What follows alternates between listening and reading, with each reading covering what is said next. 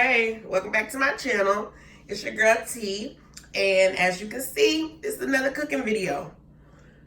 Today we're gonna make a meatloaf, and I learned how to make this meatloaf years ago, and it's the only way that I make meatloaf. So below I'll drop the ingredients, but you know I'm gonna also put them on screen. So here they are. And yeah, if you want to know how to make a great meatloaf, stay tuned.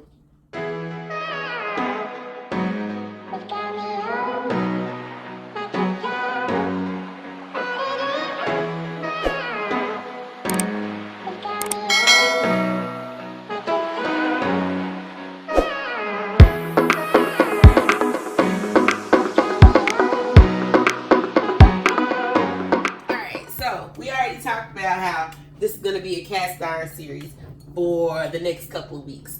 So today we're going to make a meatloaf, but we're going to make it in our cast iron skillet. Watch. So the first thing you want to do is you're going to want to melt down some butter into the pan. It's about a tablespoon of butter. You want to melt down about a tablespoon of butter for your vegetables. Now, I've been making meatloaf for quite a while, so the vegetables that I tend to use are onions and green pepper to season my meatloaf. So you're really just gonna want to melt that down just a little bit and throw your vegetables in there.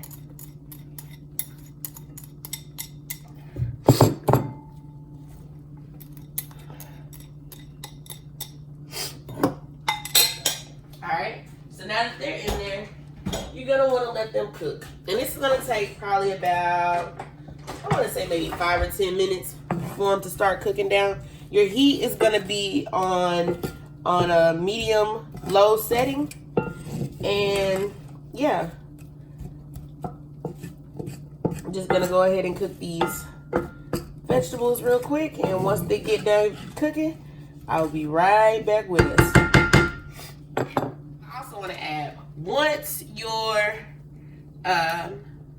onions and green peppers have cooked to like a soft consistency, you're gonna want to add in some garlic, and you add in your garlic and you're gonna stir that around until it smells fragrant. So you'll know when your garlic is done cooking. But like I said, let me get this cooked down just a little bit, and I'll be right back with y'all. Okay, so now that we got the garlic in there smelling fragrant, we're gonna set it to the side, let it cool, and then we are going to add that to our ground beef. So you're gonna want to use 2 pounds of ground beef. Now, the ground beef that I'm using is just the 80-20.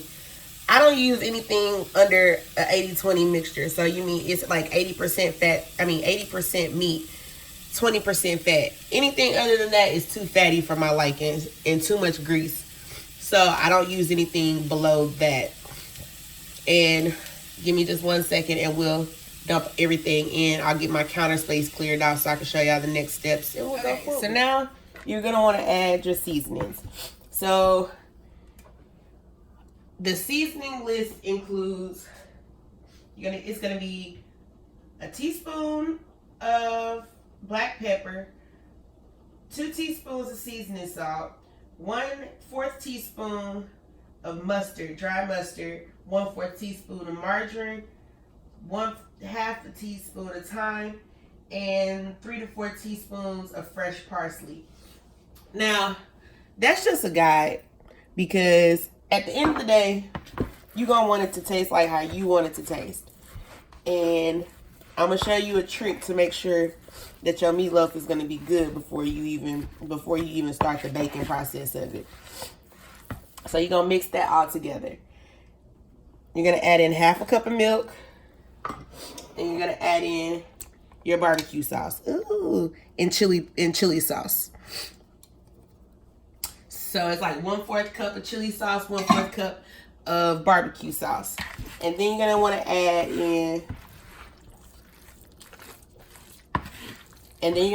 in, like a couple of dashes of Worcestershire sauce. Right? Cool. Take your bread. You want breadcrumbs. So you're going to grind your bread up and put it in there. 3 pieces of bread.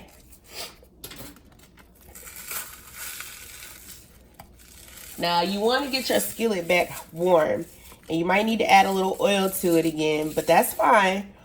We're going to add a little oil back to it, and I'm going to show you what you do to make sure that your meatloaf is going to be on point before you even bake it. After you add in the bread, you can go ahead and add in your beaten eggs. And then this is the worst part to me, y'all, because I have an issue with textures. Like, I don't like certain things to touch my hands. Now, my hands are clean, but I don't like certain things to touch my hands. Raw meat is one of them. Like, I absolutely hate it.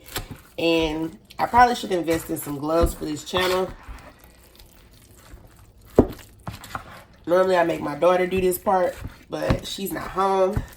So, you're just going to want to give it a toss with your hands. Pray for me, y'all. And just make sure you get it all mixed up and mixed together. Ooh.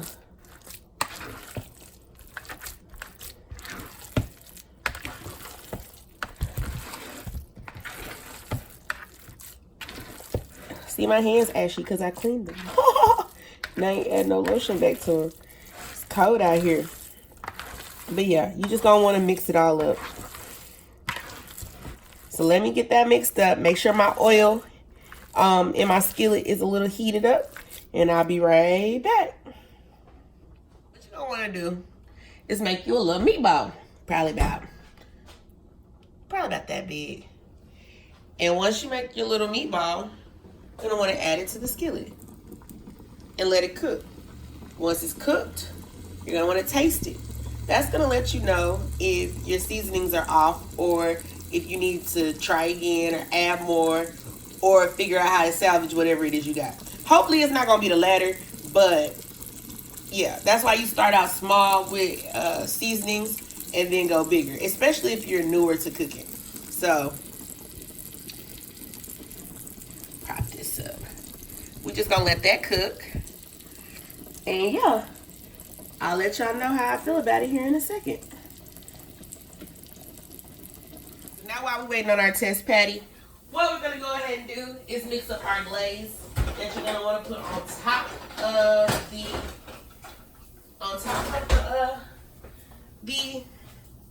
meatloaf. So I'm gonna mix in a cup of barbecue sauce.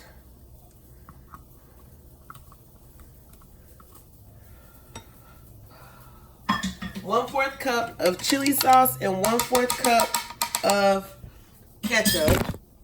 1/4 cup of chili sauce, 1/4 cup of ketchup.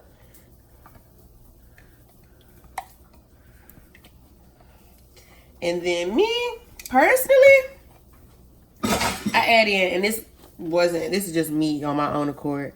I add in just a little bit of liquid smoke to give it like a barbecue-y kind of taste. So we're just gonna mix all of that together.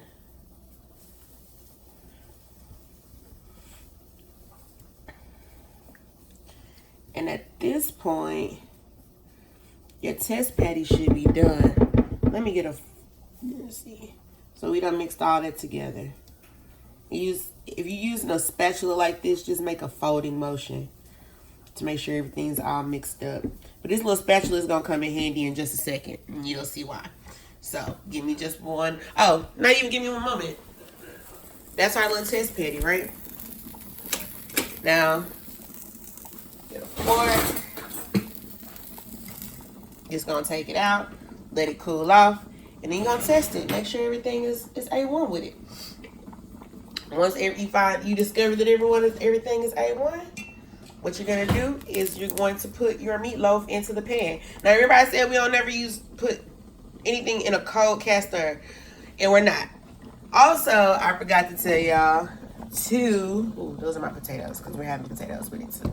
Or well, the kids and the husband are having potatoes. I'm not having potatoes because it's a low carb day. But we're gonna do it at 350. So yeah. Next we're just gonna add our meatloaf to our skillet. And the sizzling is fine. It's just because it shit. Be careful. I tell y'all that all the time, but then I'll sit around and burn myself up.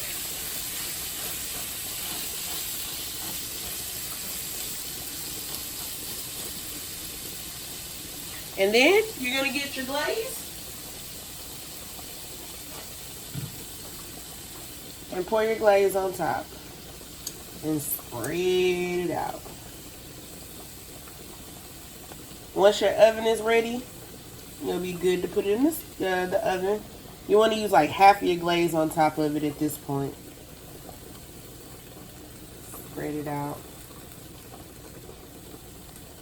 And then once your oven is preheated and ready, it's going to be ready to stick in the oven. You're going to stick it in there for about 30 minutes.